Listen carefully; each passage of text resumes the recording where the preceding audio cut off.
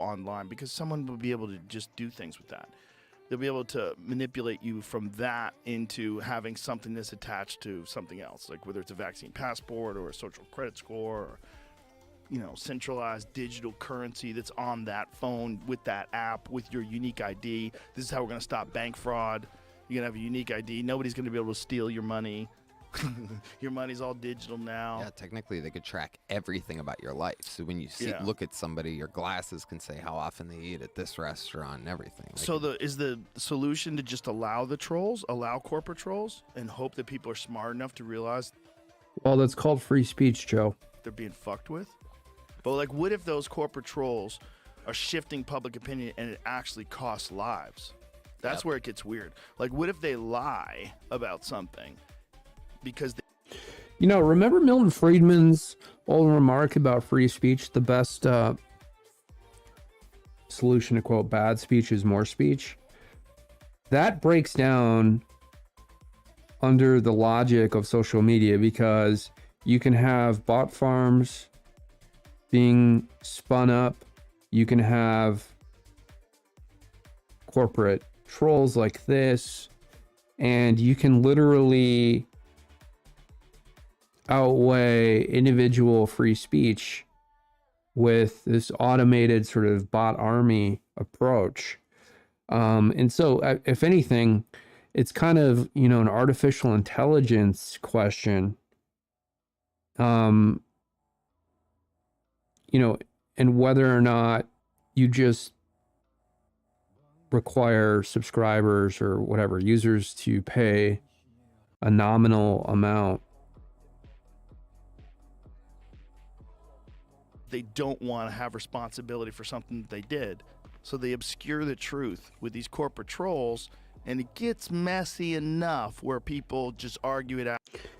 And, you know, if there are corporate trolls and they're trying to actually spin a narrative, run a cover-up, run an interference operation, don't you think that, considering that I can't believe we're saying 2024, we're living in 2024, I think the very thing that they're trying to cover up would come back and bite them in the ass, because it would be very apparent to, you know, real users, especially on Twitter or X right now, and maybe that will change in the future. And, you know, it'll be like Streisand affected to an extent. Out and they slide through. And, you know, when you think about the intentions behind who would they attack, what types of things would they try to manipulate, it's the things that would threaten them. Yeah. Need a little clarification on this. As I tried to dig through the article is paid for behind a medium, so I can't get there, but Paid for by Trolls Inc. Right, exactly. or you have to pay to get in there. I said that wrong. Yeah. But Right. They what got it actually says paywall. behind it is 15% of the top 100 subreddits found to have content that was likely posted by bots or corporate trolls, specifically aimed at promoting certain companies or organizations. I don't know why that. If it's just like a overt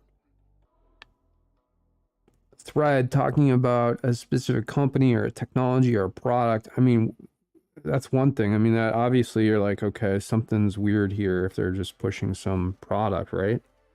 That's like 50% of the internet. That's why that's so hard to believe when we know how many trolls are on Facebook and Instagram, and there's constant trolls. I was looking at someone was getting attacked for something like pretty minor, but I was just like reading the comments of this page, and I do this thing now where I'll go and I'll read something that seems like a little weird or off or something like that, and then I go to their page. Oh, you're a fake account. Like, this is a fake account. You have no posts.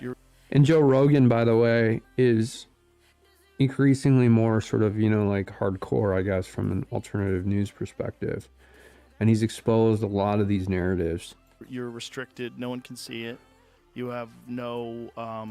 I mean, people have said that Joe Rogan has sort of woken up recently, but he's had to play this corporate game, right? You know, be nice in order to have a career, sign deals. And not so much with Spotify, not so much with the Joe Rogan experience. no followers. You have like 15 followers. And one of the main reasons behind that is because Spotify, based in Sweden, the Scandinavian countries have, on average, some of the most protections for free speech in the world, historically. And that remains today as well. And so, what's his name who runs Spotify, has allowed Joe Rogan, and afforded Joe Rogan the same basic protections. So it's basically a Scandinavian version of free speech. So Joe Rogan can say or do anything he wants. There's one or two subjects that he can't touch, which I don't think Joe Rogan would ever want to touch those anyways, and those would be illegal pretty much in any country. But, boom. And when we talk about globalization, I mean, this is kind of one of the, Spotify and some of the legal frameworks that you get from those countries. And I'm talking about Iceland, I'm talking about Norway, and I'm talking about Sweden. To a lesser extent, Finland. It's been heavily influenced by Russia. The Gulf of Finland borders St. Petersburg. They're literally miles apart. Finland was dominated and occupied by Russia for huge swaths of the 1900s. There are cities on the coast in Finland that were built by Russia. And even though Finland is its own ethnic sort of subgroup, it's not technically Scandinavian. On the eastern and northern side, it's also been somewhat influenced by Sweden. Sweden and Norway were one group of people that split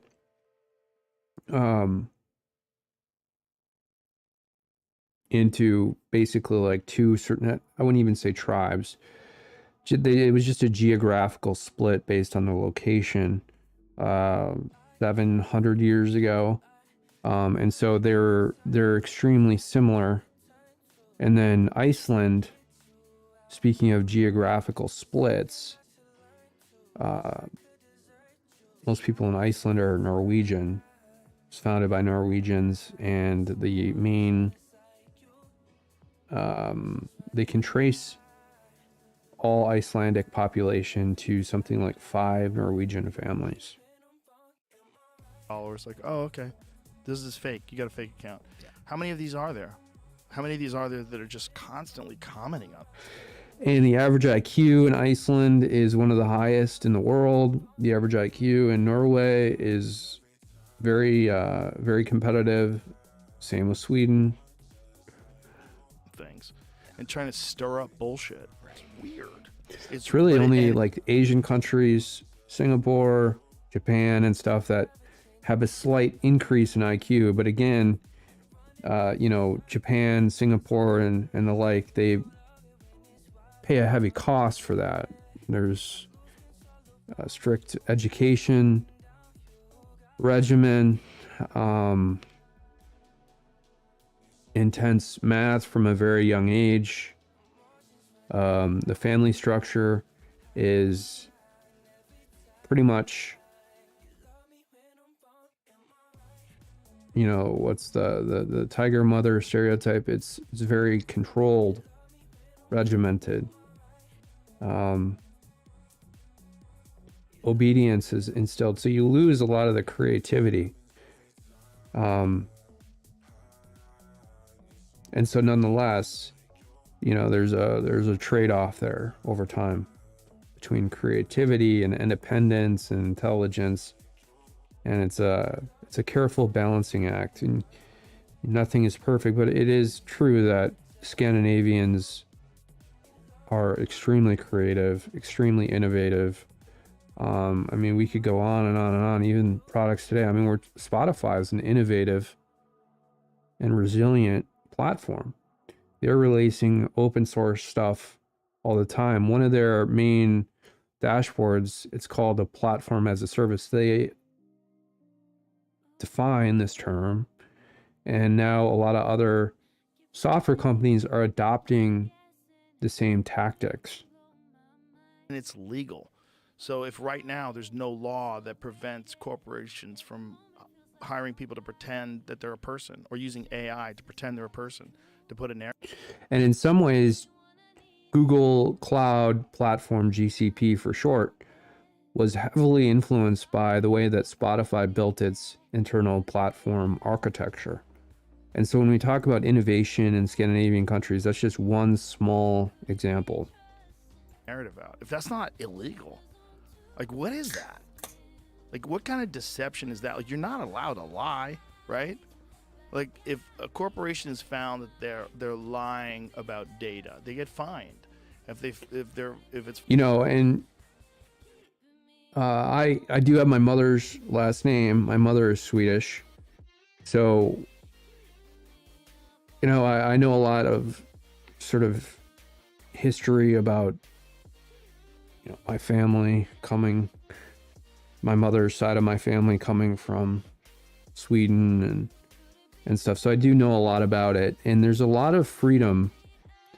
And the other thing is that I'm a little biased, and I may not be the best source of truth in this, but but this is also historically accurate to some degree.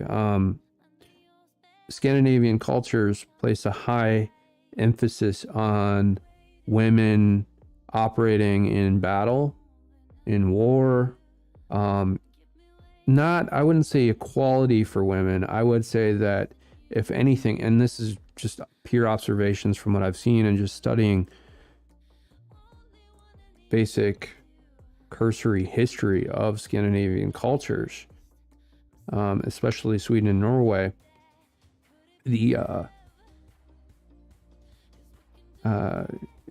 entire idea is to treat women as not equal, but more or less, and this is maybe Western society, slightly better than men. found out that they're lying about environmental problems they've created or whatever, they get fined, right? They get in trouble. People can go to jail.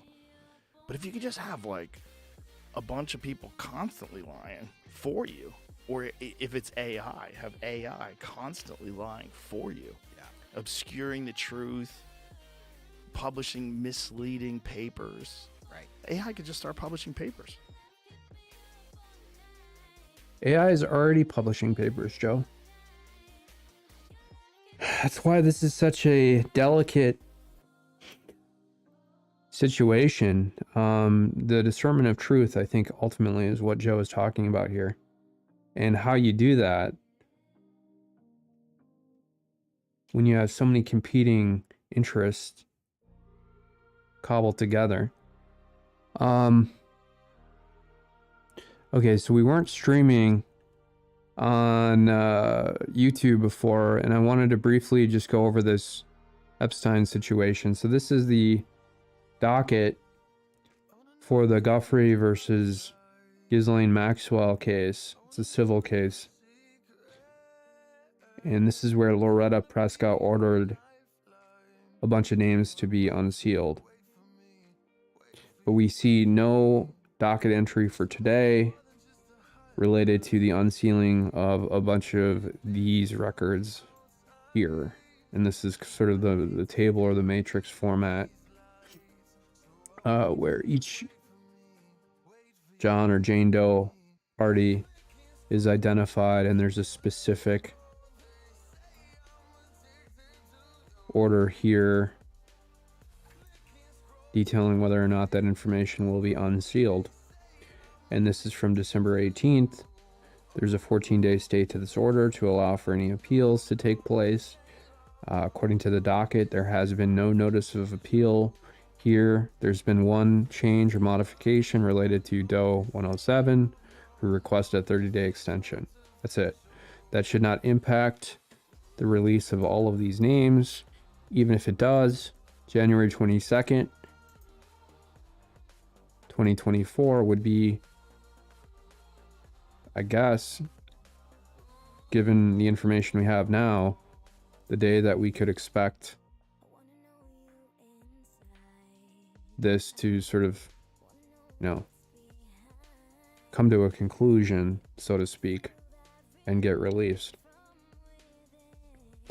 Look at this. $3 to do a basic search on Pacer. How ridiculous is that? Our tax dollars fund the judicial branch, yet we're still required to pay $3 for this isn't getting any records. This is a search of the docket. $3.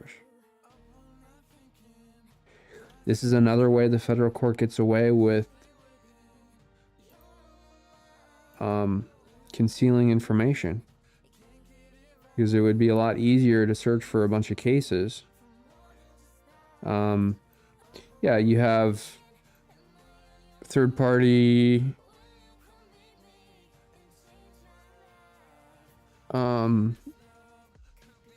websites that report a lot of this and show dockets and stuff, but yeah, anyways. Okay, another, switching gears into a tweet from Doge designer about population collapse being the biggest threat to civilization. And we have kind of a breakdown, a bullet point approach to a bunch of issues around the world. I think Elon Musk tweeted this out earlier today. I'm unclear, but I saw this and I thought it was interesting because it was kind of like all over the place when I opened my stream. And we were just talking about Jenna Griswold in Colorado, Sheena Bellows in Maine, and how these childless secretaries of state, who are, I think Sheena Bellows technically is part of Gen X or whatever, but she's kind of on the cusp, I think, of being a millennial. Nonetheless, why are these secretaries of state and these women who hold these powerful positions in government not wanting to have children? What kind of men are they marrying? What are the men seeing in them? Why are so many millennial women that I'm seeing, and even more Generation Z women, wanting to reach their 40s without having children in this country? And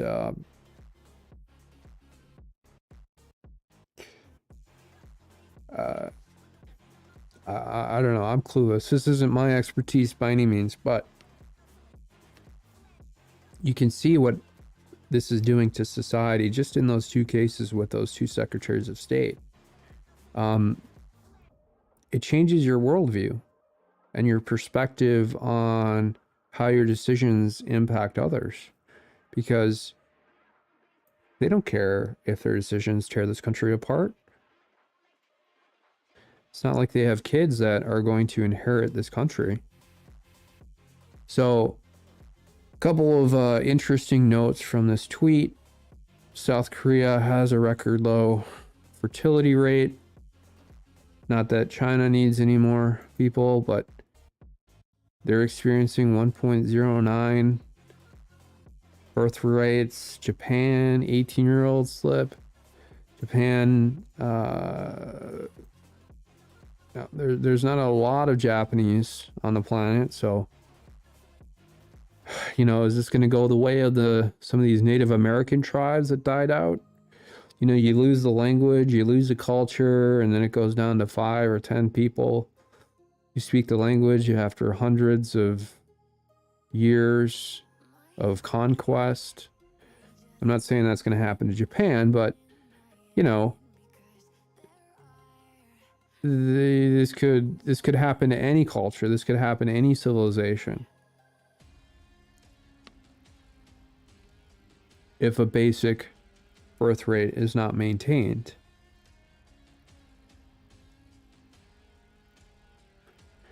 And it's very interesting that these Asian countries, and now China is kind of the oddball, right? Because it has 1 billion people, but like, I don't know the numbers of South Korea. I do know that there's not a ton of people in Japan. I don't know the population of Singapore, but I'm thinking that it's kind of on par with Japan, similar to Vietnam. I mean, I don't know the numbers, but I'm thinking it's kind of on par with Singapore or Japan. There's a lot of Vietnamese, but it's not like China. And the stereotypes about Asians, of course, is that just there's a lot of Asians and families are pretty large. So it's surprising when you see some of this information. Now, Italy is a culture that absolutely cannot be lost. 100%, right? Speaking as an American who, like 98%, well, it's getting less and less every day. 90% of Americans who come from, European ethnic roots, Italy is a country and a culture that could never be replaced. And so with this low birth rate, and the Italian women are like unbelievably attractive. So I just don't understand why Italian women are choosing not to have children. It's not like they're anything like American women who are overweight. By the time they reach 40, a lot of them are extremely unattractive, malicious people, difficult to deal with. So it's, I don't know. Netherlands, another culture that could never be lost. The Dutch women, incredibly hot. Don't get it. Don't understand it. Now, then they talk about a specific state here, Indiana, dropping from 14.1 births to 11.7.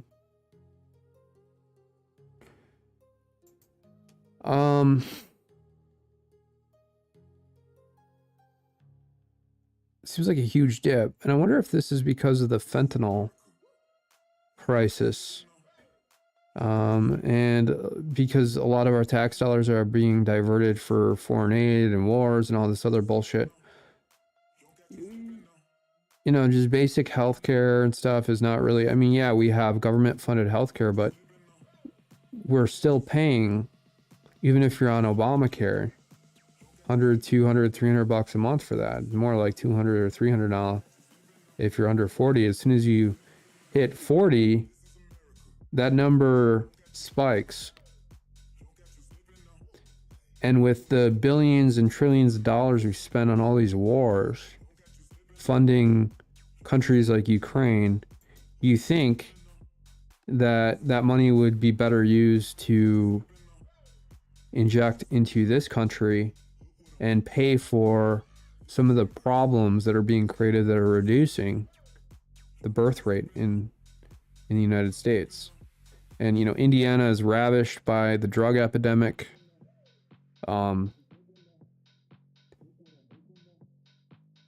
When I think of fentanyl and I think of the opioid crisis in this country, I think of places like Indianapolis. I think of Indiana in a rural perspective. I think of Ohio, Chicago, but really,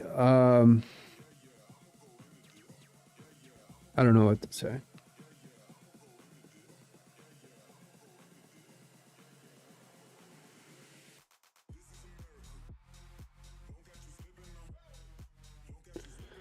It's such a simple problem too. Look at Oscar Herrera says incentivize having kids. Hungary has done it. People are saying, I can barely afford my own life, much less another. Yeah, that's like 90% of millennials. Even if you have a high salary, it still becomes almost a conspiracy theory to consider having children. With prices going through the roof,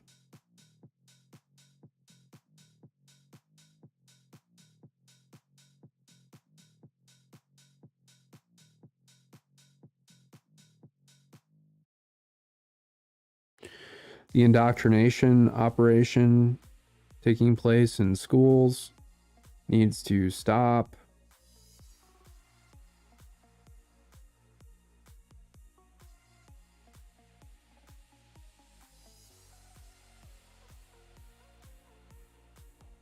A lot of people are citing inflation.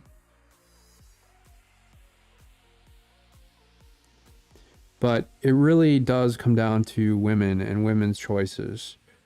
As much as men can complain about this particular issue, I think the issue really does remain with women. Now, I'm not talking about fertility with men or whatever, or any of those issues, which does actually,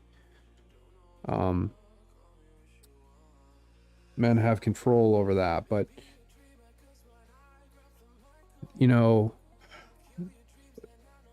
women are in control of societies, birth rates, families.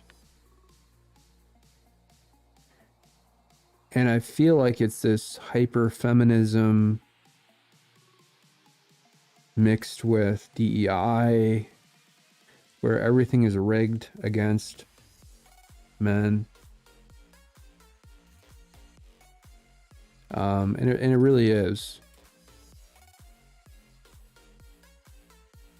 I can tell the story where, you know, I've seen engineers with 20 or 25 years of experience in their mid 40s or 50s or whatever. And then like a 25-year-old woman will get a job and suddenly she'll become a director with very little experience.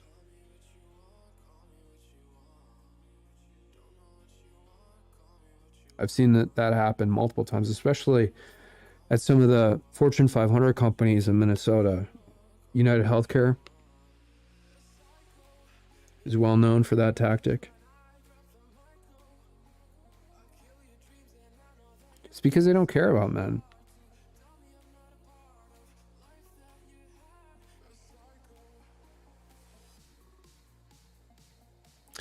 Here's a good response from Elliot. It's true. I'm 29 and most of my friends who are all around the same age as me don't have kids or just one. Back in the old days, the boomers and Gen Xers would have had like 5 kids minimum. Well, I don't know about Gen Xers. I don't think so. Baby boomers for sure. I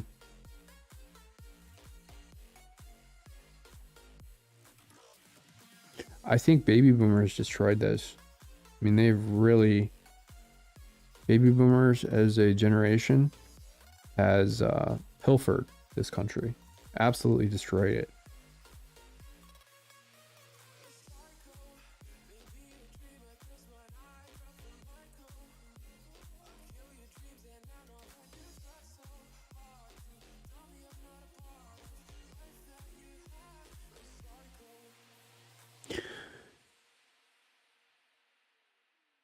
Never Share says, I'm in Indiana, and you very rarely see a pregnant woman or babies. It's weird. There's less and less gatherings or things to do for kids.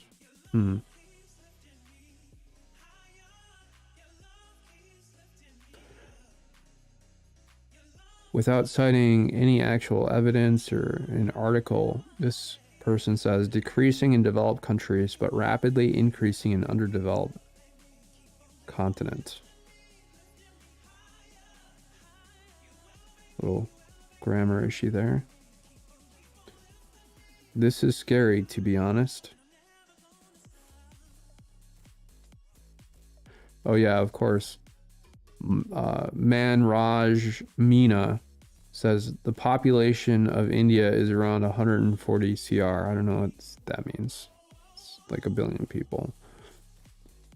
It means India can play a crucial role in world's demography.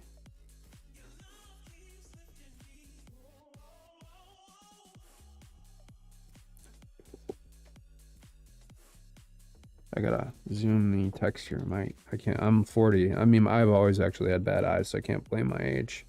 I got glasses when I was like 12, 13. But I've been legally blind for a while.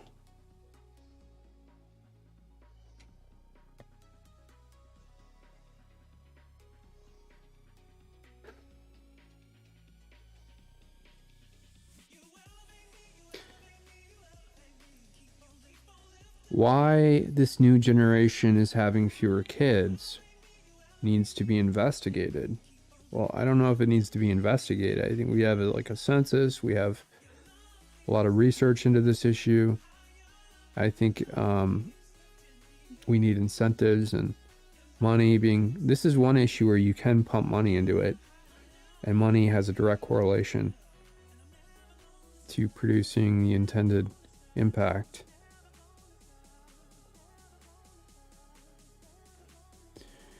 Well, this narrative has crumbled, Belinda Coleman, but they will tell you otherwise, that we are overcrowded.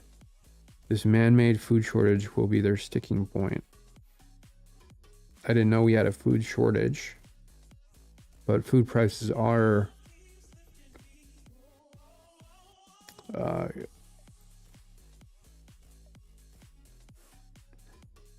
getting worse and worse by the month.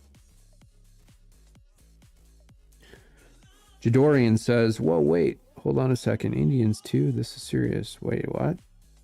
Indians are like having tons and tons of kids. I haven't seen anything in here regarding how there's been a major population decline in India. I think they're talking about Indiana, right?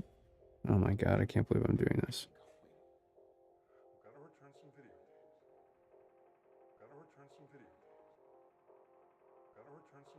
Yeah, Indiana.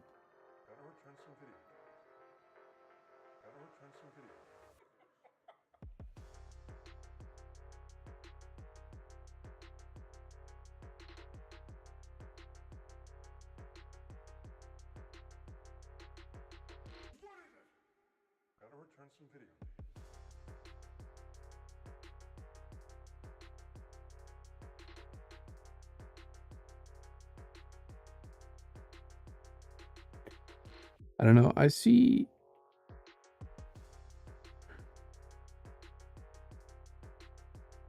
I mean, the indoctrination is mostly directed towards women.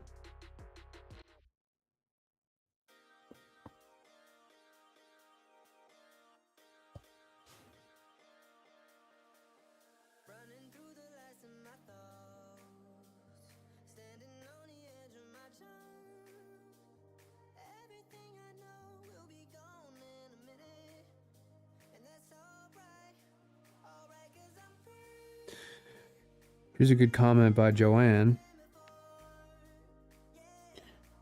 Can't both work full-time and have a house full of kids. People can't afford to have kids anymore. Capitalism is the problem. I think that's true. Remember in the 50s, one income could support a household.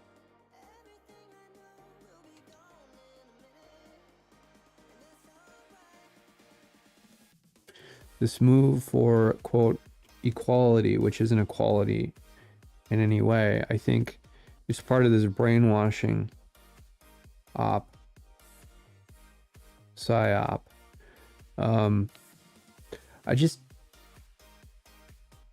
I hate it when I hear this whole thing like women should be equal with men, because, you know, I could show this Judge Judy clip.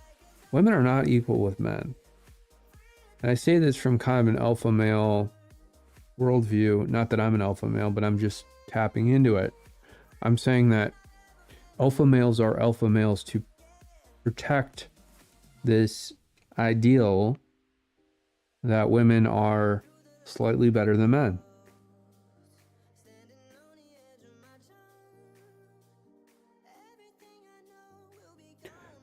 And from a spiritual or religious view, maybe that's not true.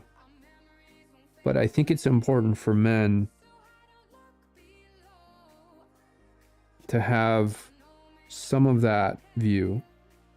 Otherwise, we wouldn't have civilization. Men do things because they want to provide and help, protect, and give to women. And that's another reason why men really don't play much into this whole population program. Because women make these decisions and men do not. And that's why, I feel a little bit uncomfortable talking about it. And I talk about it from a male worldview. And I don't think, I'm just telling you from what I've seen, I don't think the indoctrination has been directed towards men at all. I think it's been purely directed towards women. And men, if they've received any of it, it's just a byproduct of the hyperfeminism, the society that we live in. The residue of this indoctrination that they've picked up and observed. Now, you can argue with some men, depending on the person, they might like a stress-free life, not having a family.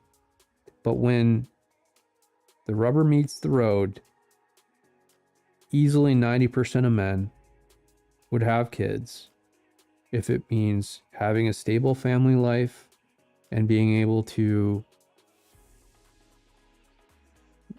provide for a woman. And this isn't me. I'm just talking about, everyone I grew up with, all, people at work. This is just normal male stuff.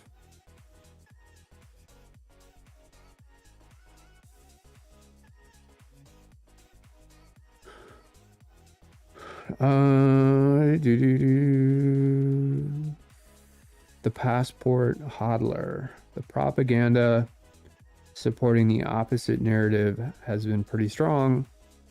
I'm glad to see the truth is finally getting out.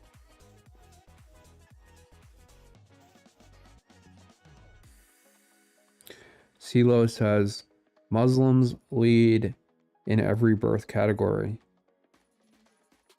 Well, and that's one of the problems too, when you have a low birth rate, is that your culture gets replaced by other cultures. And do the Judeo-Christian value system that we have in the West, do we want that replaced by Muslims? I don't think so.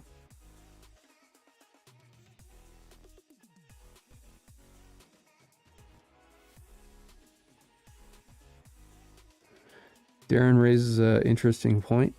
Gosh, are we on path for the Handmaid's Tale? Now, I don't know that much about the Handmaid's Tale, but it's, I guess,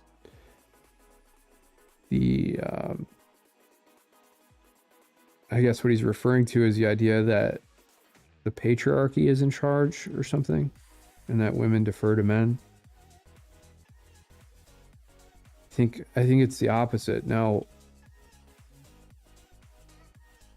again, I think this harkens back to the idea that women make all family decisions when it comes down to it.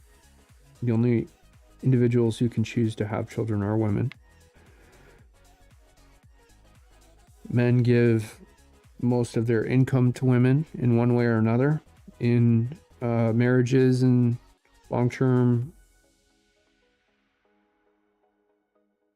relationships.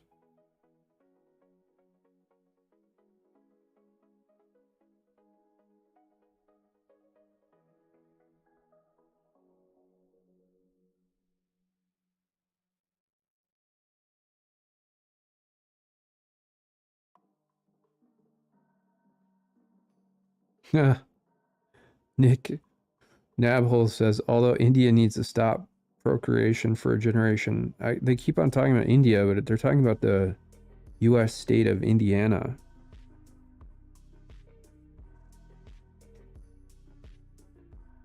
Huh.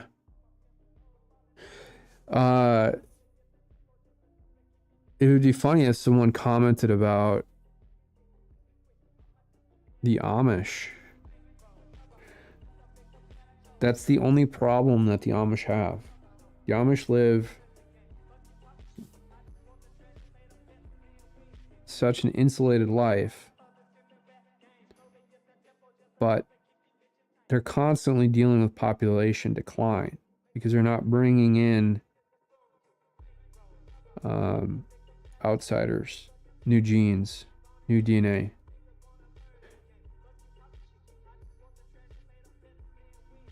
And the Amish have had to build incentive structures into their insulated culture in order to mitigate some of the problems that stem from not having enough children to maintain their culture.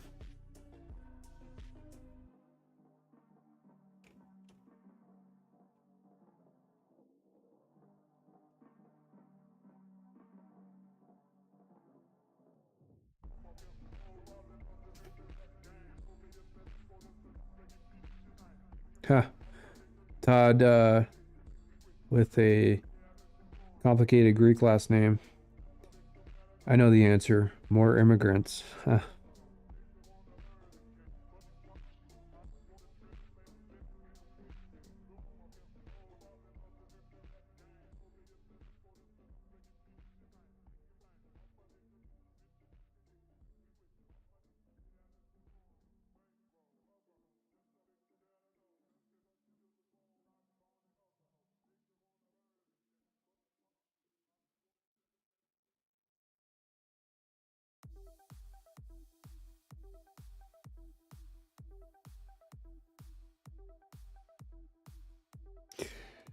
Okay, yeah, Greg Ramsey raises an interesting point. Negative population means full-time depression that cannot be resolved. People have no idea of the economic impact. True. Rosa Velez, the Pope, with this rolling eyes emoji. I wish I could translate this. I'm gonna actually do that. I'm assuming this is Vietnamese, so let's...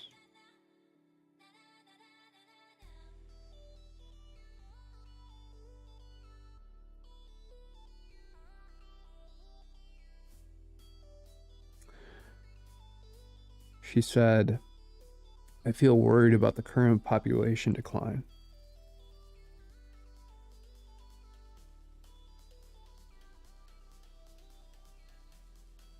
No, if this is a bot or what? No, it's not a bot. Someone in Vietnam. I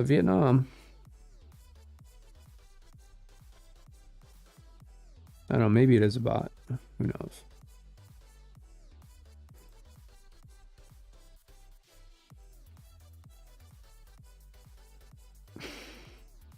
Economic conditions are definitely a contributing factor to this. So a lot of the men are citing the economy when it comes to this, which is interesting.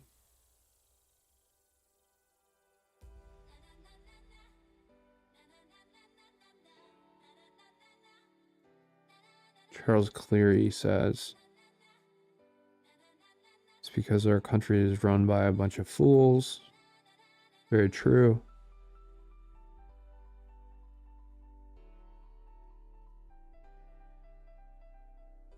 Dr. Sarat Adonki talking about some bullshit, but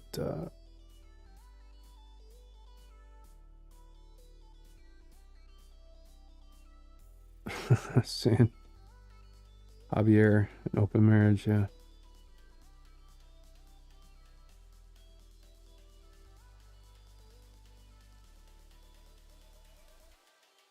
Oh, wow. Very interesting. This comment is that Muslims, as a percentage, by the year 2050, would grow 73%.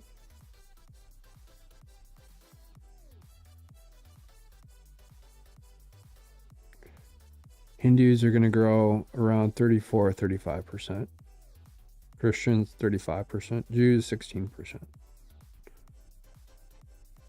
Pretty obvious who the winner here in the increase in population is. Muslims, by the year 2030, grow to just under 27% of the world population, and where they stand today is around 25%. So 2% increase, not huge, but with 6.1, I think we're already at 6 billion people right now, so this must be a little bit outdated. I don't know. Interesting though.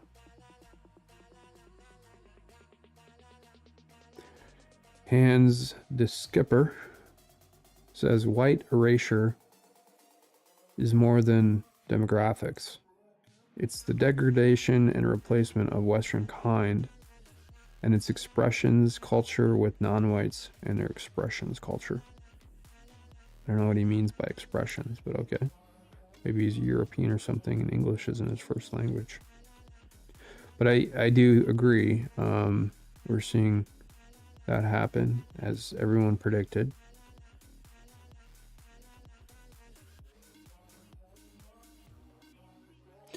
Good point by REB. Take a look around us. Do you blame us for not having kids? Yeah, exactly. Is it child abuse to bring a child into a world where, you know, everything is falling apart? And if it's not falling apart, you're part of the group that's highly oppressed. Through no or minimal fault of your own. You know, again, I talk about this generally like every stream. I've been accused of every single crime in the book, A through Z, for simply posting First Amendment exercise on the internet. And this has been happening for 10 years. I've never done any drugs in my life. I've never smoked. I've barely drank in college. I haven't drank in many, many years. I've stayed focused in life. I've always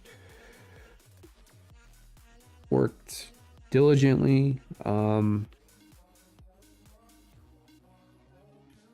And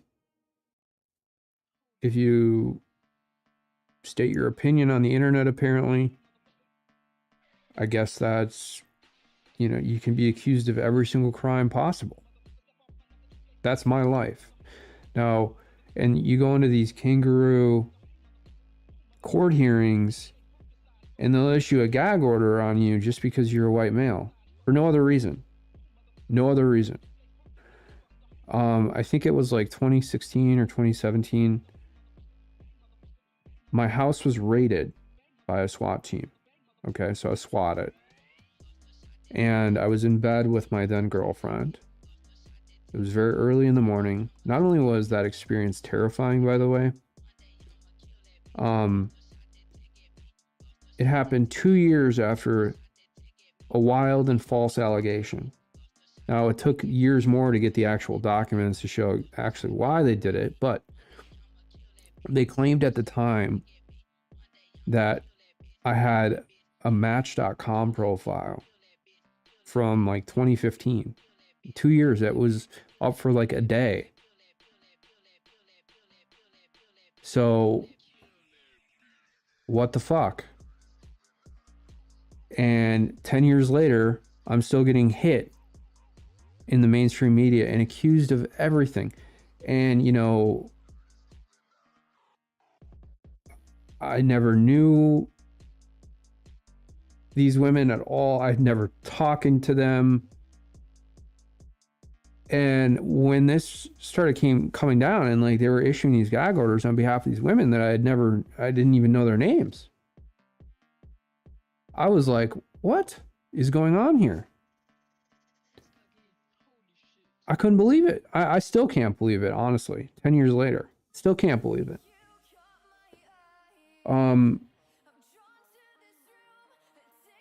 You know, and I tell this story too, where I grew up in this city called Burnsville in Minnesota, and Ted Anderson, who runs the Genesis broadcast network, who originally signed Alex Jones from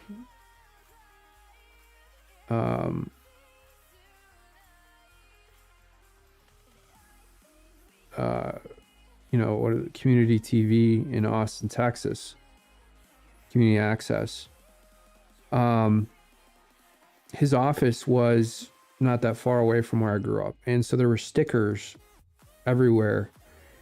I want to say it was like 99 or 2001, kind of in that period.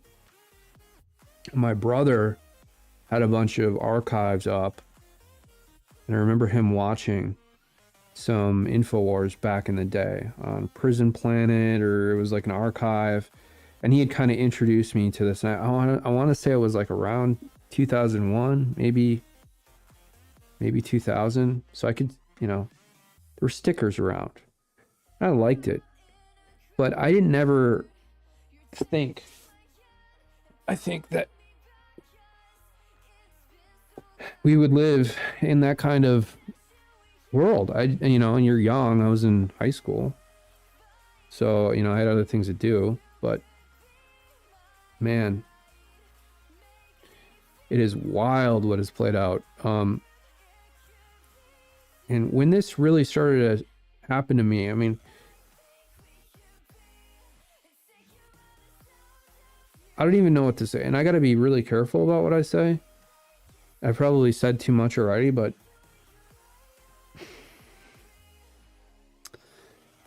our country has fallen apart. Now I'm talking about my life as sort of a microcosm of maybe what other people have experienced around the country, with just a bunch of oppression and tyranny and communism and socialism and this hyper-feminism.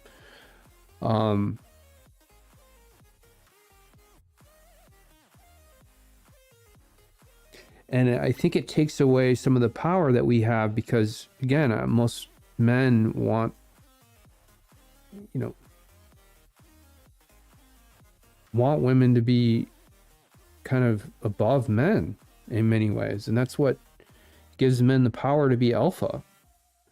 And that's been taken away from men. You know, men have to be equal. What? Men aren't equal with women. Women are superior and have way more skills than men in a lot of areas. And I'm not saying that's the case for everything in life. You know, men are stronger physically. Very clear. You know, men have more ability to focus for long periods of time, analytics, stuff like that. But those are like very small range abilities compared with the wide range of abilities that women have, generally speaking. I'm not talking about everybody. I'm not trying to generalize, but at the same time, I mean, this hyper-feminism has destroyed Western civilization right now, because it's really on the verge, I think, of going over the edge. All this talk of helping immigrants, everybody loves helping immigrants. Everybody does. I haven't seen anybody who doesn't like doing that on an individual level, but it can't be weaponized where we can't even take care of ourselves because we're taking care of other people. The first person that you have to take care of is yourself. You have to meet your needs first before you can meet the needs of anyone else. And like the globalist approach for immigration, and these are all, I think, talks from families that went way, way back. I mean, I've talked about my mom in the 90s complaining about the Somalians and the Hmongs coming in. but there's so little you can do about it. And if you bring it up in public, even then in the 90s, you were somewhat ostracized. So you had to be really careful. You could only bring it up with your friends, trusted coworkers, that kind of thing. And now there's a backlash where people just don't give a shit and they'll bring it up in public, including me.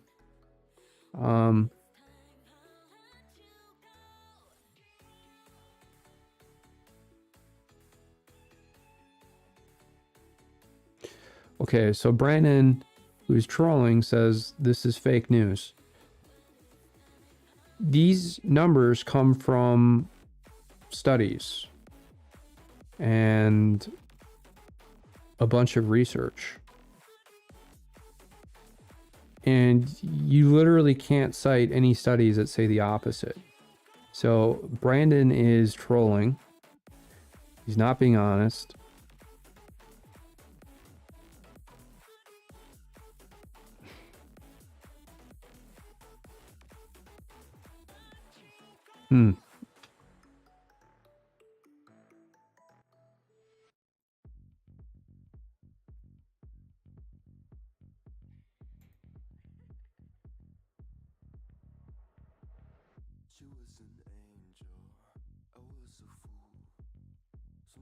Oh, I know what else I want to share here.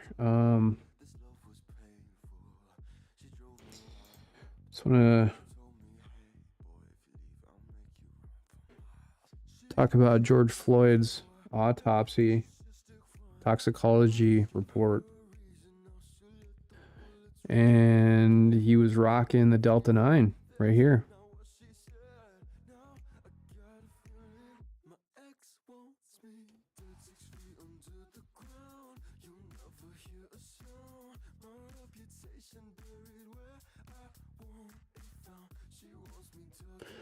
A lot of meth in his system. A bunch of fentanyl. A bunch of straight up weed. Wow. I mean, this is like incredible. How many drugs can you possibly take? Morphine too. Holy shit. I wonder if that's because they injected him with morphine at the scene because he was in so much pain in the ambulance or something. That could be true as well, but I think that's probably true because the result is 86 here, meaning I think a pretty strong result. But amphetamines, meth, I don't know what 4-amp is. I don't know what Coda 9 is.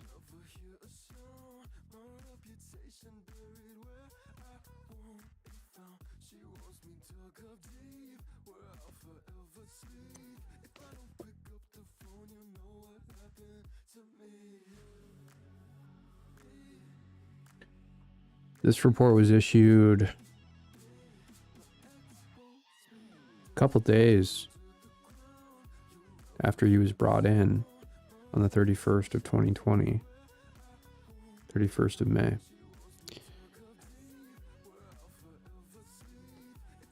And, you know,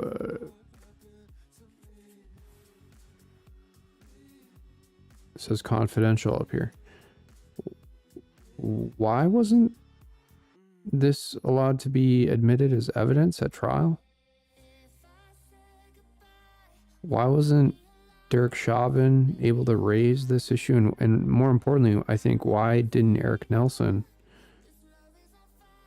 laser in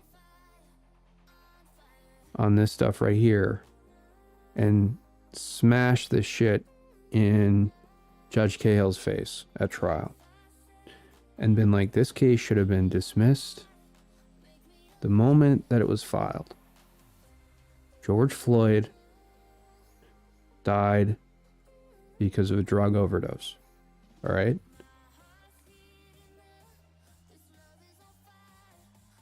My client, Derek Chauvin, played absolutely no role in George Floyd's intake of all of these drugs here on the toxicology report.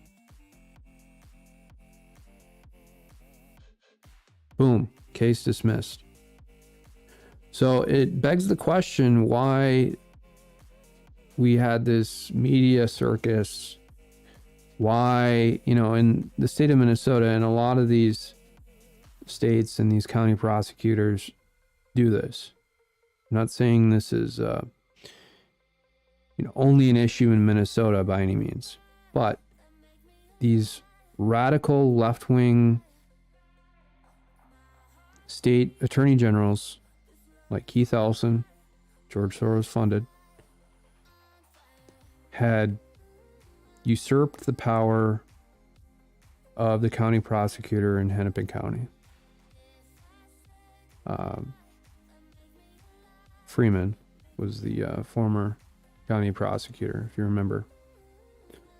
And I mean, they were trying to oust Freeman for years and years and years, and there were just protests after protests after protests. And Minneapolis police were pretty brutal in a lot of these cases and probably did act illegally and unethically, like 50% of the police departments in the country, but probably more than 50%. But we're talking about this one case with Derek Chauvin. Okay, Derek Chauvin, if you don't want him to be a cop, let's, maybe sanction his license. Derek would be great in another career, but to destroy his life, expose him to hardcore physical trauma with him being stabbed 22 times in federal prison,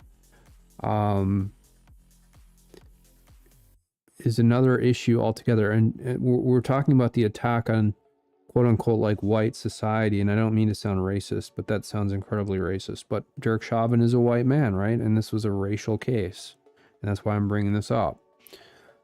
And white men are constantly attacked in this country.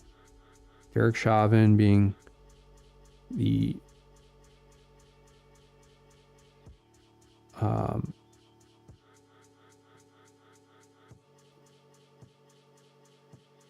I don't want to say test case, but the model, I think, for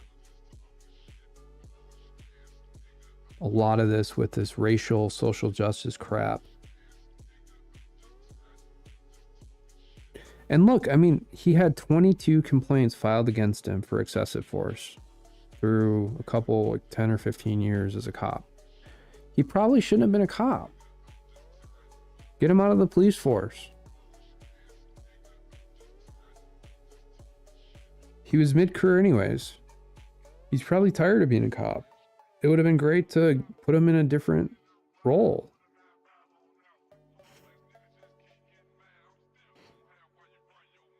But to destroy his life because of George Floyd, and again, I'm not trying to lessen what happened to George Floyd. I mean, if someone is not able to breathe and you have your foot on his upper back, I mean, common sense would tell you, like, let's get this person help and let's take my knee or my foot off of his back. It's just common sense. He wasn't was he resisting, or was technically he may have been resisting, but it was more like because he was super high on whatever he was taking. Clearly we know was probably fentanyl and the meth and some of the amphetamines that he was on here. So, and he wasn't like violent. He wasn't hitting anybody. He was just like kind of shaking and unresponsive and not obeying commands.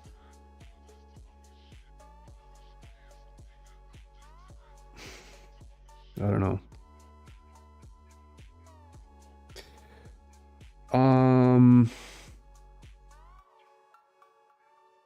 Oh yeah, I forgot to mention. So this is let me bring this story up here with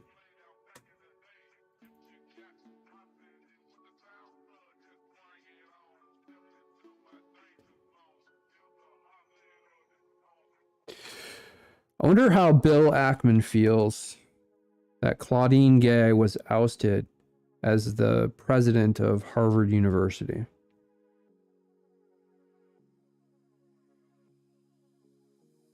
Well, we know.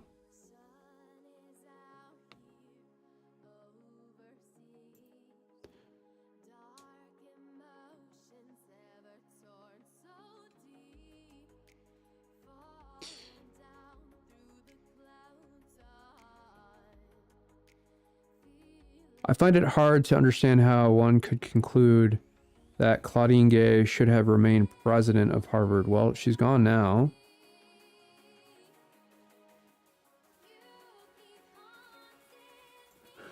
This, if I'm an expert on anything in legal situations, it's these gag orders and, quote unquote harassment, because I've never harassed anyone in my life. I have very powerful people who have taken gag orders out, by the way. These are not average people.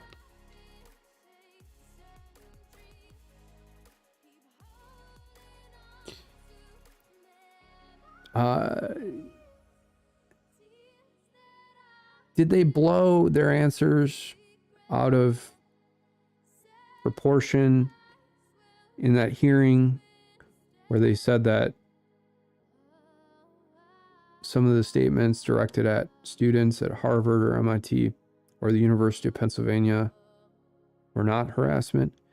I mean, this is coming from someone who is, for anything I post, that this First Amendment, peaceful and lawful First Amendment exercise posted online, constantly accused of harassment for doing this in 2016 and 2017. And I would never imagine saying these statements, like, to the river, to the sea, Palestine must be free. I would never say that unless I'm explaining it like I just did. I would never say it as a way to advocate for Palestine. Do I think that statement, as well as others, like when the Ayatollah or his minions in Iran call for the, quote, genocide of Jews, do I think that that's not bullying or harassment? That's an easy answer. Absolutely harassment. And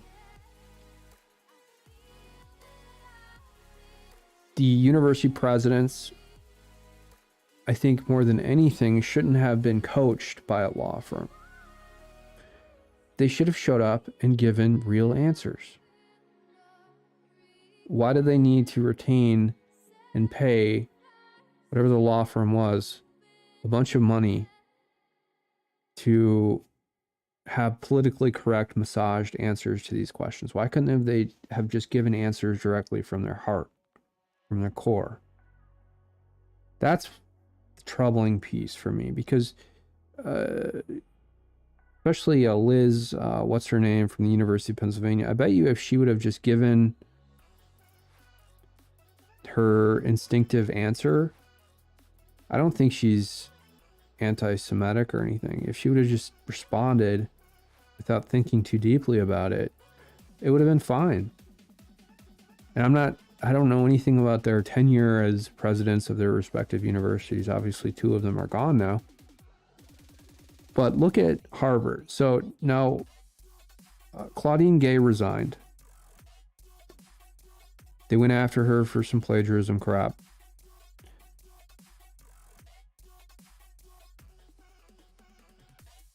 They bought out, I don't know if they bought out her contract. She's getting paid about $1 million a year. I think it's $900,000 a year. So giving this woman $900,000 a year for however long the contract lasts for, maybe 5 years, to do nothing. Maybe stay on as a professor there. I mean, I've watched a bunch of Claudine Gay stuff. She is a very skilled communicator. She gives really good speeches. She's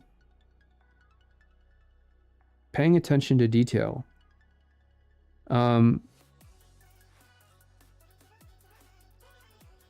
I don't know. I'm not going to comment on any of the plagiarism allegations and stuff, but she should have done a lot more, obviously, to protect Jewish students.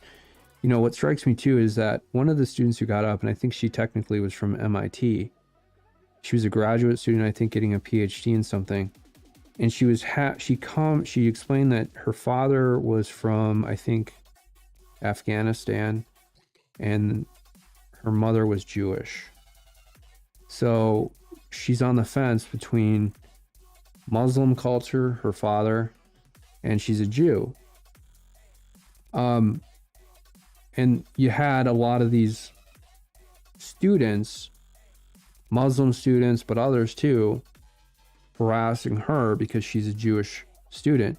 Yet she also has one foot in this sort of pro-Palestinian culture. And she was saying these presidents need to go. Like, there's no reason that I should have to walk on campus and hear someone calling for the genocide of an entire population of people. And then you have the pro-Palestinian protesters saying, well, that's exactly what Israel is doing right now by leveling Gaza, yada, yada, yada. There's no win. You cannot win in this situation. If you're a university president, the only thing you can do is respect that you're not in a position to solve these issues for anyone, but you are in a position to ensure that no one can incite violence against groups of people. That's it. It's a very simple solution. Very wise, surgical, simple conclusion to the matter. And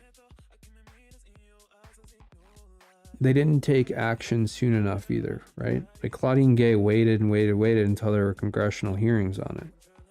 2 months in. Where Elise Stefanik, who went to Harvard, had to really put her on the spot in that hearing. And she was livid. She was pissed. She had justifiable anger. But I mean, how big does the Harvard endowment need to get? I think it's sitting at like 100 or 200 billion dollars or something. Wouldn't that money be better used in state schools? We're talking about this immigration crisis, right? All these illegal immigrants coming in this country. No one ever talks about using the Harvard endowment to fund the education of those legal immigrants, or funding the housing for those legal immigrants, right?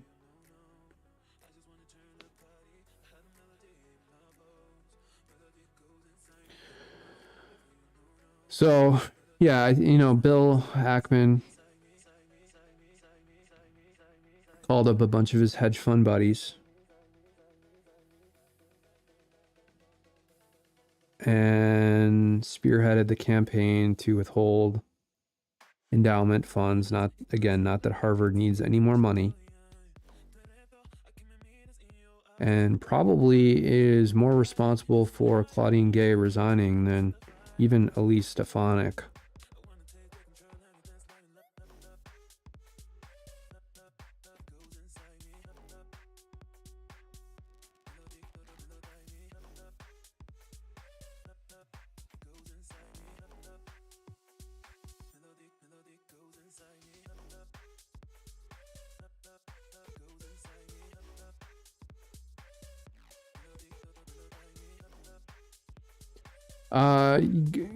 Interesting comment by Zachary Foster. Is there any evidence to this claim?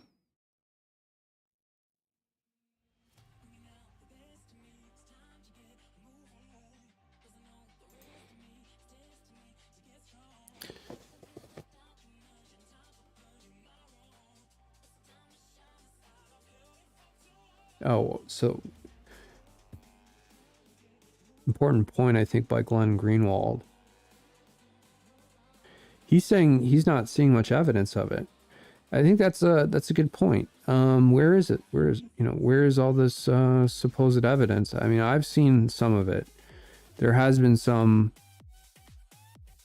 at the University of Wisconsin. where they haven't explicitly said these statements, but they've said other things that I think are a little bit softer than that, but they're still incendiary.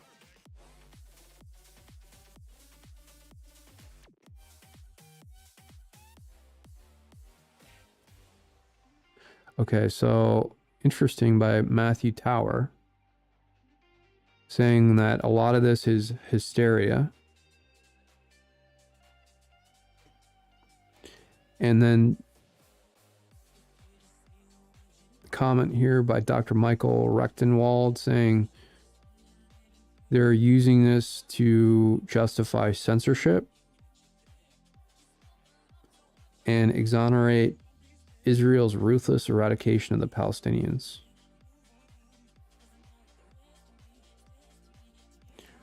I'll give you that. It has been kind of ruthless. And I think everybody's seen a lot of these war videos, and God, I mean, my eyes tear up every time I see one. And I just pray and I pray and I pray and I pray. I mean, like, I have prayed more about seeing coming across. My eyes are tearing up now. I can't talk about it. I mean, but it's a no-win situation. Seeing the videos of some of the Gazans impacted by the war. And seeing some of the Israelis too, obviously, but you're seeing more of the videos of these innocent civilians seemingly in Gaza being impacted by some of these strikes. And the Israeli hostages, which you're not seeing because they're being held, is equally as bad, but they're hyped up in a different sort of way. It's almost like they're hyped up by the mainstream media. None of it's good. None of it's good.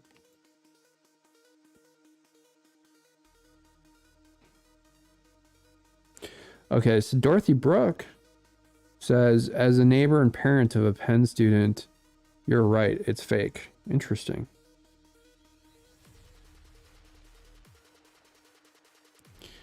There's a lot of this fake news crap going around these days.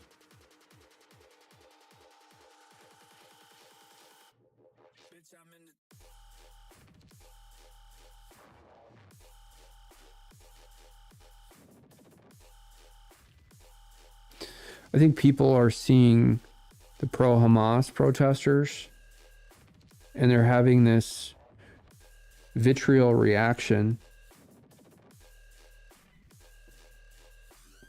and they're blaming some of the indoctrination and brainwashing that is going on some of these college campuses.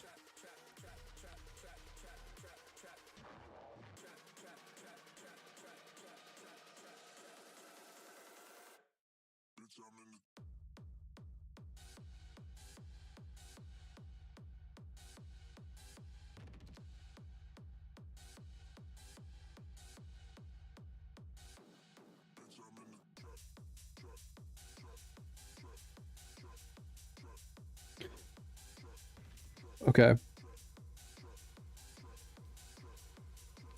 The pro-Palestinian protests over here near Minneapolis have shut down major thoroughfares. And they've reminded me a lot of the George Floyd protests, which were massive in scale and sparked global outrage. Half of Minneapolis was spray painted, burned down, vandalized in the George Floyd protests. And the police response, at least to some of these pro-Palestinian people who are going on 94 and shutting down like the Lowry Tunnel. Lowry Tunnel is huge vein or an artery in and out of Minneapolis, and shutting that tunnel down for the morning commute is a big deal. And even before George Floyd, a lot of these crazy protesters in Minneapolis were shutting down 35 coming into Minneapolis when there were way more commuters. This is before the pandemic. And this has continually gotten worse and worse and worse. And they're incredibly annoying. If I were to, not saying I wouldn't, because I'm not into their stuff, but let's just say hypothetically, or as an argument, I was involved in some of these protests, I would get thrown in prison for 10 or 15 years, where one of these Muslim immigrants who shows up to the protest or plans it, and they would spend like a day in jail.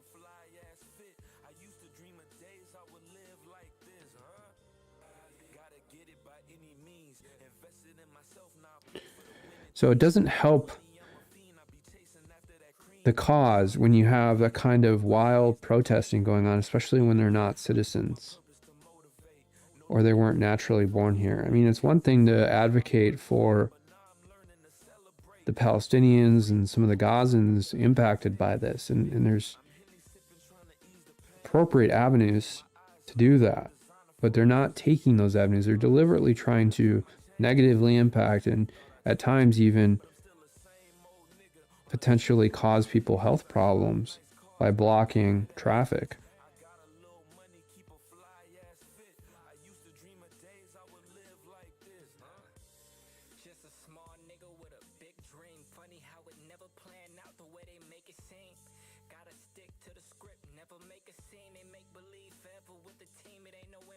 I wonder what Glenn Greenwald is seeing in Brazil.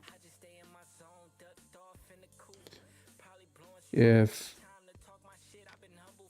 other protests are happening on campuses there, and whether or not he believes that this is a product of kind of a national hysteria.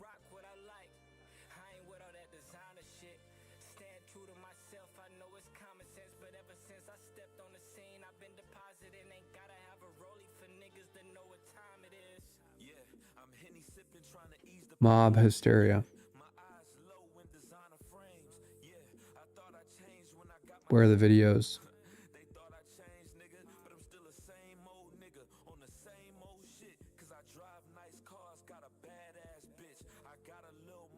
Huh.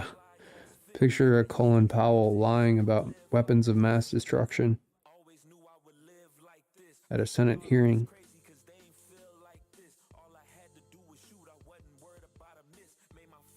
Remember back in the day, I did a report on Colin Powell when I was in high school. And I can almost remember giving up and giving a speech about it. I was really nervous, but the speech actually went really well because I was in 10th or 11th grade at the time. And, you know, I think Colin Powell was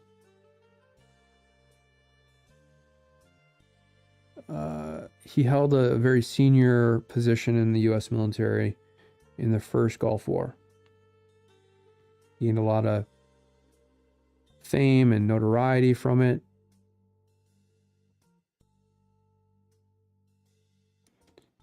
He was like a CENTCOM general or something.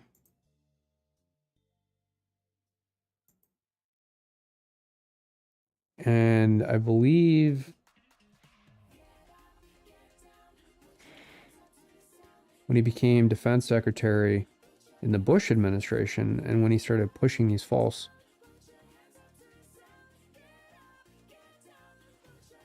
narrative lines to Congress,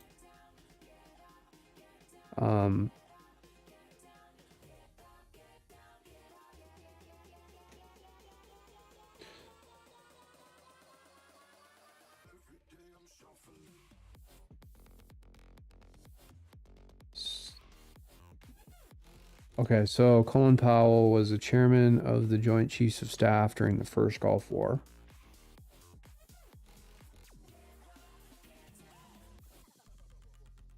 And then during the Bush administration, he was the Secretary of State. Okay. And Donald Rumsfeld was the Secretary of Defense. That's right. Okay.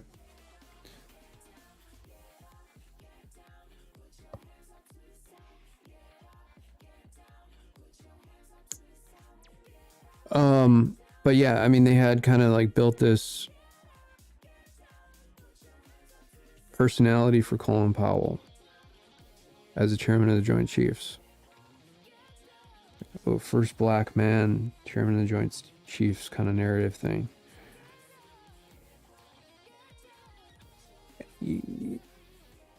In the,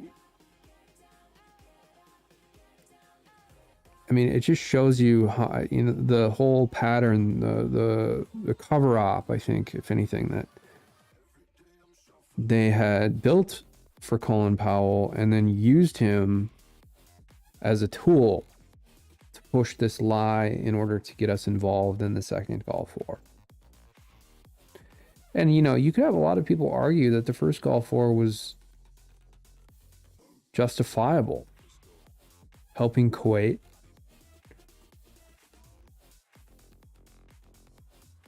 defend itself against an Iraqi invasion.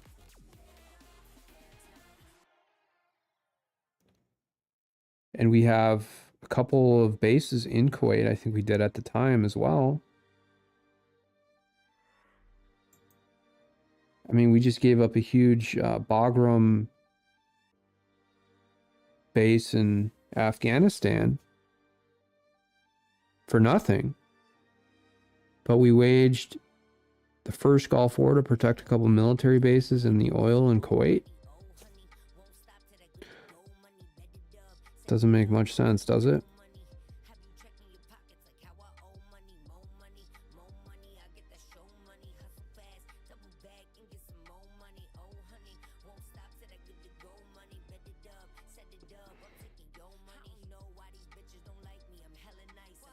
Oh, here we go. Here's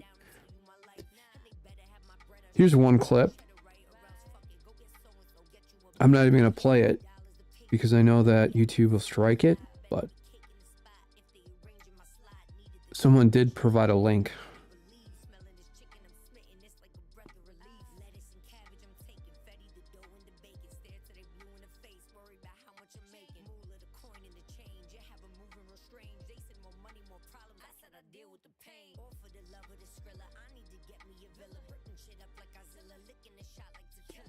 I don't know. I think the world is just falling apart. I don't think there's any conspiracy theory behind any of this.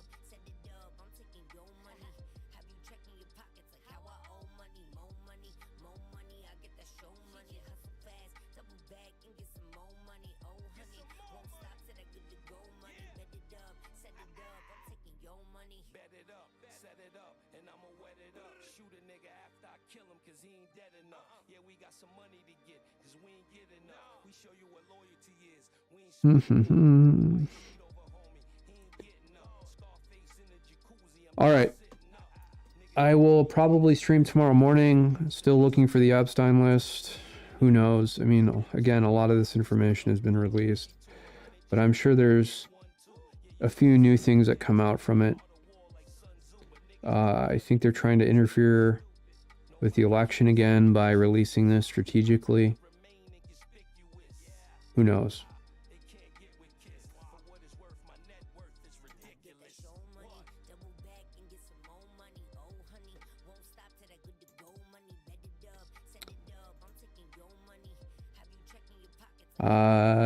Let's see. What time will I stream tomorrow morning? I'm not sure. I guess we'll just play it by ear. Probably stream tomorrow night as well. It's kind of been a slow start to the new year. A lot of people are hyping up Bitcoin right now. And again, my prediction is that in 5 years, Bitcoin, with the advent of hybrid quantum classical computing, will be not seen as the ultra, primary ability to hold value, because wallet encryption will break and we'll have quantum computing capable of stealing every single Bitcoin on the planet from people's wallets. even if you put your Bitcoin wallet on an air-gapped USB drive, not accessible to the internet, quantum computing will still break the entire blockchain. There are quantum proof algorithms, but they haven't been fully tested because we don't technically have really a functioning quantum computer yet. So they're all theoretical algorithms.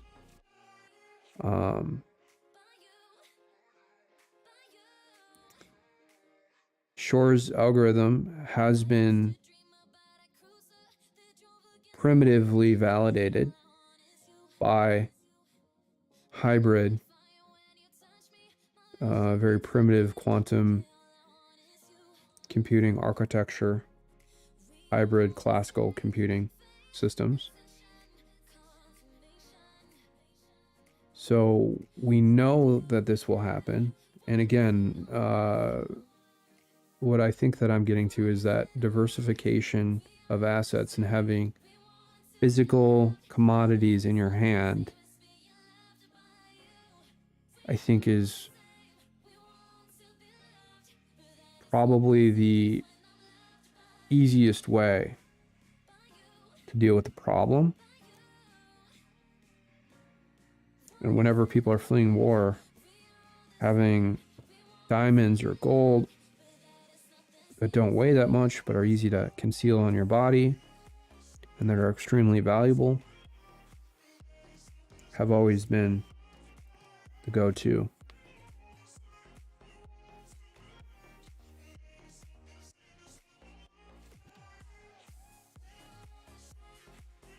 Will Bitcoin be obsolete when quantum computing comes out? Maybe, maybe not. I don't know. I think unless we have some major changes to the way some of this stuff is encrypted, it could theoretically be obsolete, for sure.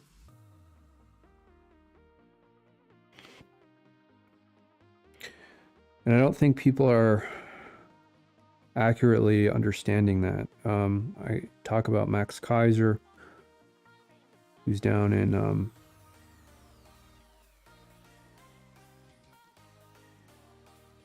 El Salvador. A lot of comments on the internet that I've seen.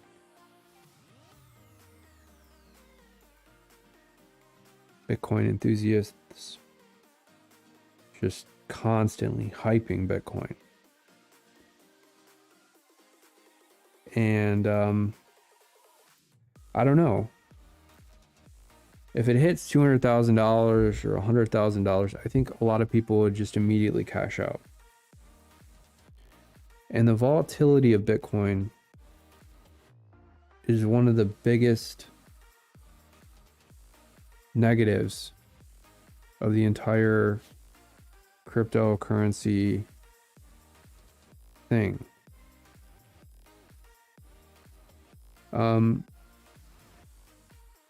And the stability of a government-backed currency is the major selling point of, the euro or the US dollar. And frankly, it's probably the only selling point, is the fact that you can have faith that that dollar will be worth something similar a month from now or 2 months from now, and that if you invest that money, that you'll receive a positive return on that. Now, what degrades that entire selling point, and it's what's causing a lot of the issues right now, is inflation, clearly, because then we're having a negative return on the dollar. Your dollar is not buying you the same thing a month from now that you think it will. And so as the stability of government-backed currencies declines, you're naturally going to see, I think, more people talk about Bitcoin and talk about how important it is to have an economy that has a major reliance on cryptocurrency and the the Coke of, the Coca-Cola of all cryptocurrencies. The main one is Bitcoin. And I think that's kind of a natural sort of pivot that a lot of people would move towards. But I would, real estate, land, commodities. The other thing is, though, like if the country collapses and there's a quasi-apocalypse, commodities aren't really going to help you that much. I mean, diamond is good for cutting things if you have specialized tooling. But, unless you have like a hardcore lab or facility or something, it's not going to help you very much. Gold is good for electrical stuff because it's extremely conductive. So I guess you could melt gold down, but why would you do that when there are similar other products that are less costly that you could do?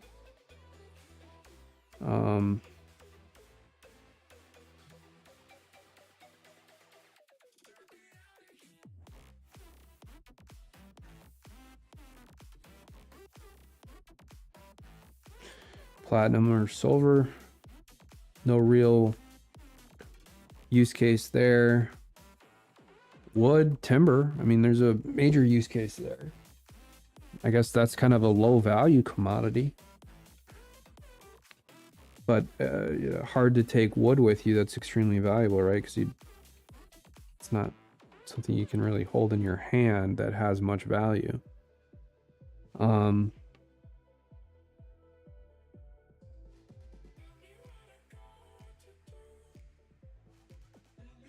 So commodities are short-term solutions to long-term problems. So, maybe commodities aren't the answer either. Maybe they're a bridge to get you somewhere else, to buy you timber or food or something else that you might need. That's why I think diversification is your best bet.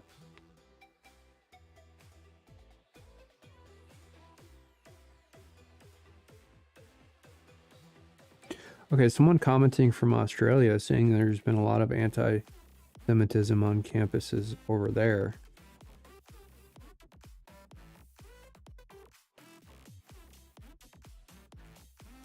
I think people are getting way too conspiracy minded about all this stuff. I think the world is just falling apart and they're thinking that there's some planned struggle session or psyop behind all this. I mean, it is true that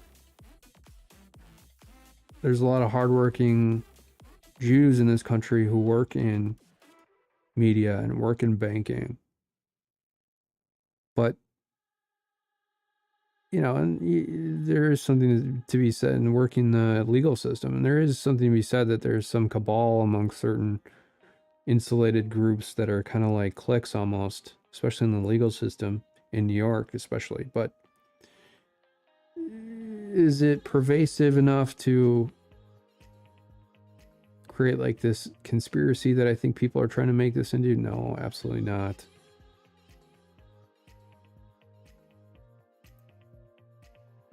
I wonder how Bill Ackman feels, though. He must be he must be feeling not like elated, but a sense of accomplishment, I think. And now he's trying to troll Mehdi Hassan. I don't think this is really the right time to do that because Mehdi Hassan was maybe fired by MSNBC. His show was canceled.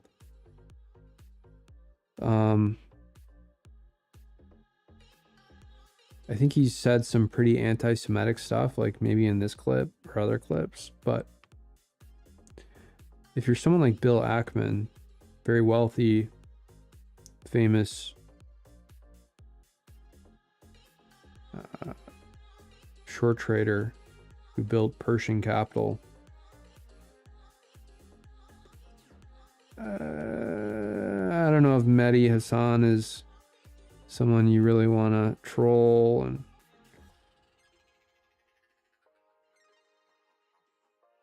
But it's clear he feels kind of a sense of accomplishment regarding Claudine Gay, right?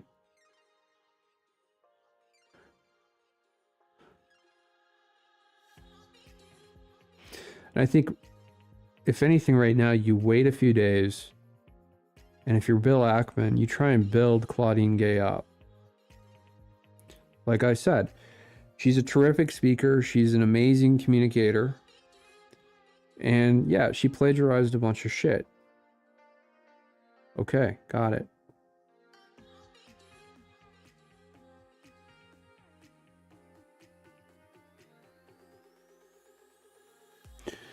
And I think this whole plagiarism thing with Chat and all these other generative AI tools,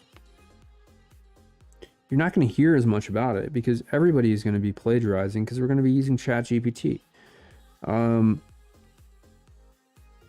It's just kind of like baby boomers who are foolish, Michael Cohen coming to mind, who then try and use it without actually doing some basic fact checking on some of the citations it produces. But as general, like actual rewriting text, especially in legal briefs and stuff like that Michael Cohen could use and no one would really know, he should have done that and just, cited the cases manually.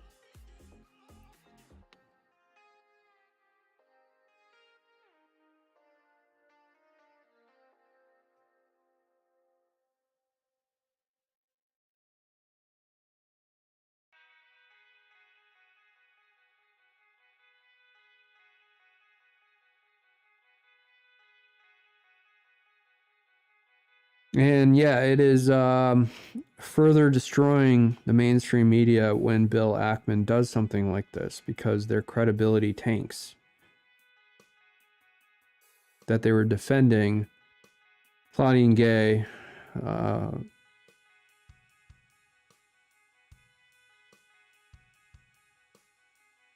This is actually a good question from Zinnia. The Harvard board, the board at Harvard, who had installed Claudine Gay, hired her.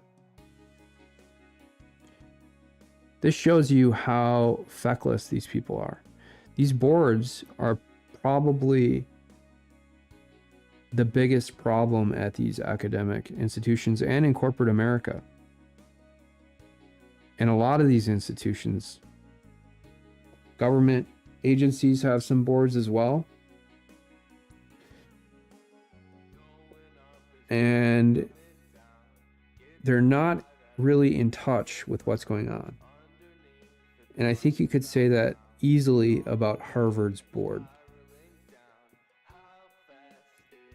Why are most of these boards composed of individuals who are generally in their 80s and they're ultra wealthy, or they'll have a token citizen that they'll just kind of like put on the board, and it'll be like an older Hispanic or a black woman or something, and it's like a DEI injection. And they never, that's even worse because they never do anything because they're scared to act because they want to be part of the cabal.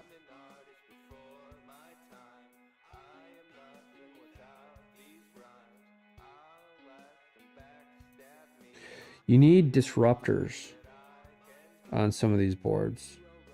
But the whole reason for a board is to provide stability. So there's this inherent tension between putting someone who's a disruptor in one of these board seats. Now, Elon Musk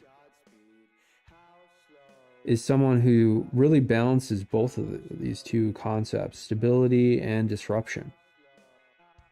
And I'm not saying you put Elon Musk on one of these boards, but I'm saying you put someone who is like Elon Musk on one of these boards, because there is a fine line between stability and disrupting. But you needed someone like that on one of these boards to keep track of what Claudine Gay was doing on a weekly or monthly basis, not trying to micromanage or interfere with her work, but at the same time understand that she was essentially like this DEI stooge who is an incredible speaker and had maximized, I think, that bullying capability that she had, because there were a lot of scholars who came out and talked about how one of the ways that Claudine Gay made a name for herself is by constantly bullying these other scholars in these peer-reviewed papers in various committees and symposiums and other academic related events that she was involved with.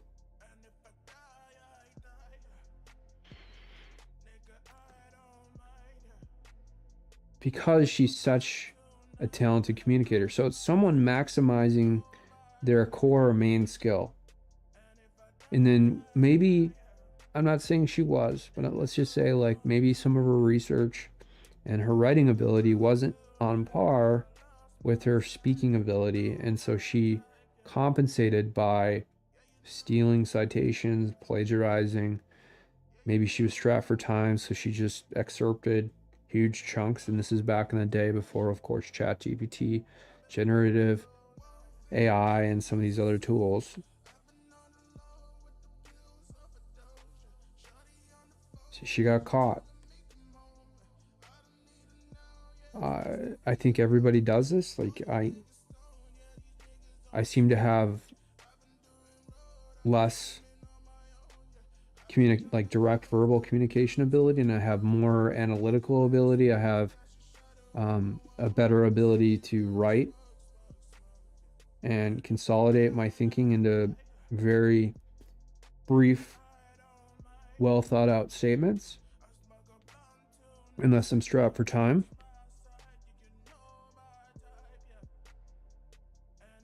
I'm a deep thinker. Even when I try and talk quickly, it's almost like I want to think through every single angle before I say something. So I think everybody has different skills, and it's natural for the human brain to maximize your core skills and pay less attention, I think, to some of the other skills, even though, you know, we're balancing everything. So that's why I always try and write things down first. And that's why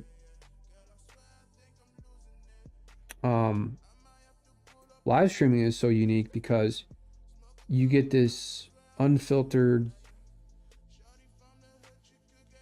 stream of consciousness without people being able to really like write things down and censor it. Because if I had, let's say I was giving a presentation, a 10-minute presentation, and I had everything organized, laid out, and I had kind of a good outline, I think it would be way more detailed.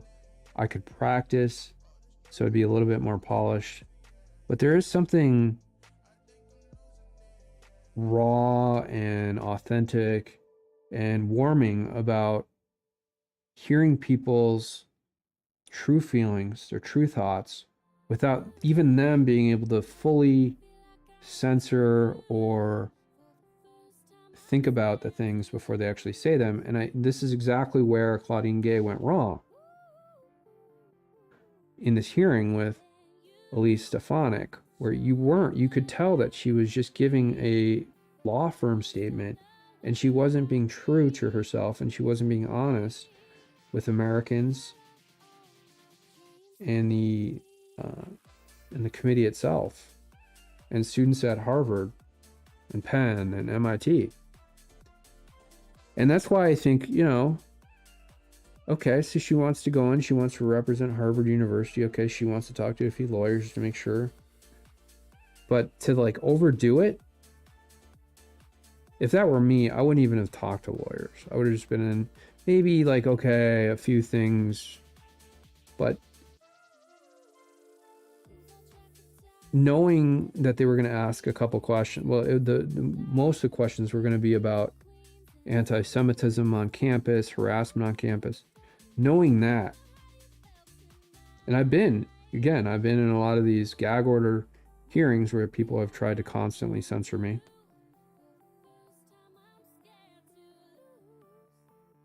I would never think of overthinking my response to questions. Never. If I was testifying, if I didn't know something, I would say, look, I don't know, but that's it.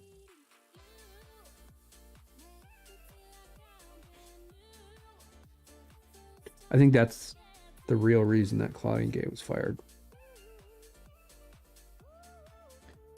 Because she wasn't being truthful.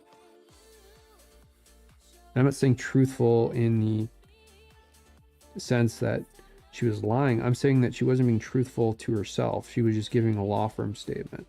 She should have just said yes. Or, you know, some of these statements are outrageous and I fully condemn them. Or I disavow any notion, yada, yada, yada.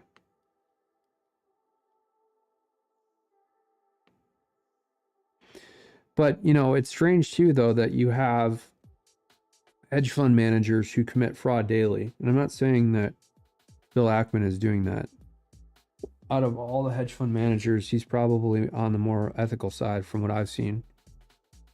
I know he's made an attempt, I've heard from other people who work in these capacities, that he tries to personally respond to everybody who applies for a position at his hedge fund.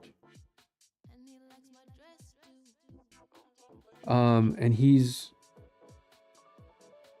there's been some evidence that he's engaged in unethical activity. Like, for example, if he's shorting a company, he'll put out, and he did this before, back when you could get away with it, negative coverage of some of those companies in order to drive their stock price down and then make money off shorting them, stuff like that. But, you know, people do that on the other side as well too. So he has rightly criticized Warren Buffett. I think he had got on board with this argument that Warren Buffett was pushing Coke and Cherry Coke, because he's a huge shareholder in Coca-Cola, and Frito-Lay, and these products were contributing to the obesity epidemic in this country, which is true. I think that's a good argument to make.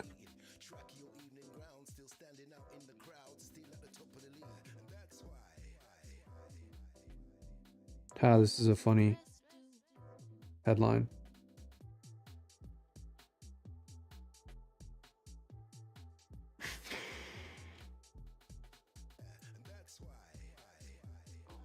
Clearly parody.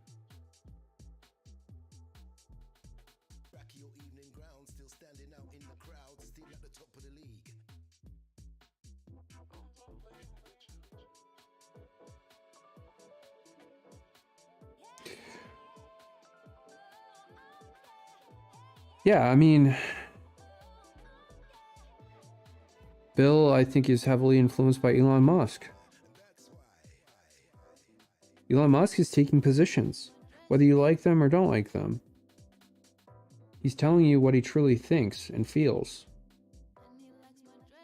And that's more than, probably 95% of elites in this country. Not even 95, probably more than 99%. And, Bill Ackman is taking this as an example and doing the same thing, which is great. I think Bill should stream to X.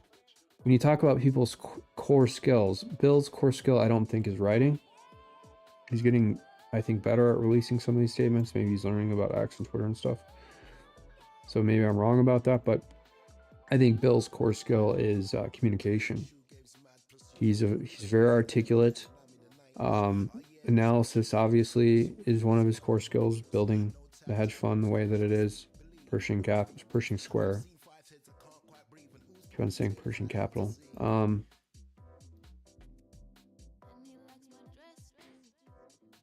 right, it's getting light, so I'm gonna go to sleep.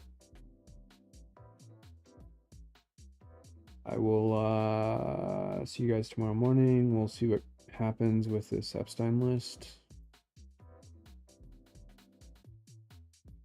See what other news comes our way. See you later. Bye.